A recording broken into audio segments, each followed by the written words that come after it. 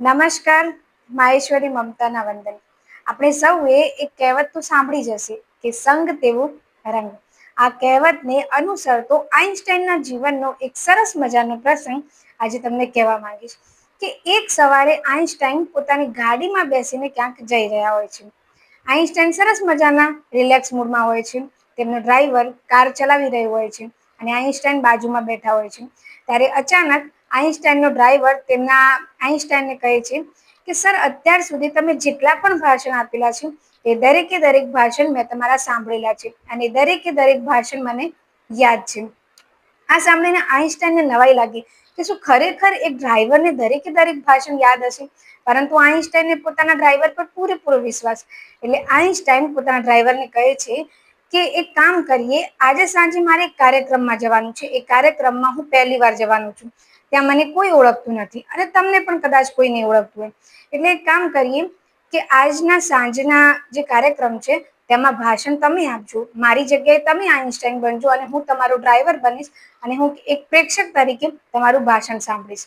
એટલે કહેવા મુજબ બંને સાંજે કાર્યક્રમમાં જાય છે.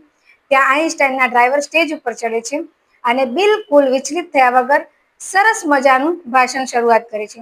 છેલ્લી ઘડી સુધી આઈન્સ્ટાઈનના ડ્રાઈવર એટલું સરસ રીતે સહજતાથી ભાષણ આપે છે કે કોઈને પણ ખ્યાલ નથી આવતો કે આઈન્સ્ટાઈન નહીં પરંતુ આઈન્સ્ટાઈનના ડ્રાઈવર છે. અને આઈન્સ્ટાઈને પણ નવાઈ લાગે છે કે ખરેખર એક ડ્રાઈવર તરીકે તેમને બહુ સરસ ભાષણ આપ્યું. જ્યારે ભાષણ પૂરું થાય છે ત્યારે આઈન્સ્ટાઈનના ડ્રાઈવર ધીરે ધીરે નીચે આવતા હોય છે સ્ટેજ પરથી અને જે આઈન્સ્ટાઈન પણ એમના નજીક જાય છે. એવામાં એક પ્રોફેસર ઊભા થાય છે અને એ પ્રોફેસર આઈન્સ્ટાઈનના ડ્રાઈવરને કહે છે, સર, શું તમે મને સાપેક્ષતાની પરિભાષા સમજાવી શકશો?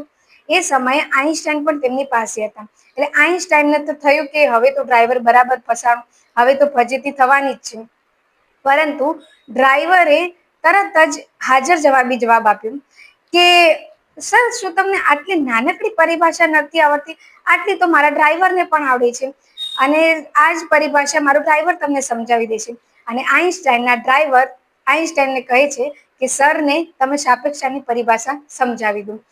આઈન્સ્ટાઈનના ડ્રાઈવરનો આવો હાજર જવાબી જવાબ સાંભળીને આઈન્સ્ટાઈને પણ નવાઈ લાગી, ખરેખર ખુશ થઈ ગયા. એટલે જ કહેવાય છે કે સંગ તેવો રંગ. તમારા મિત્રો સારા હશે તો તમે હંમેશા સારું શીખશો, પરંતુ નઠારા લોકોની સાથે રહેવાથી હંમેશા ખરાબ ગુણો આવે છે. એટલે હંમેશા સારા મિત્રોની સોબત કરો. જય શ્રી કૃષ્ણ.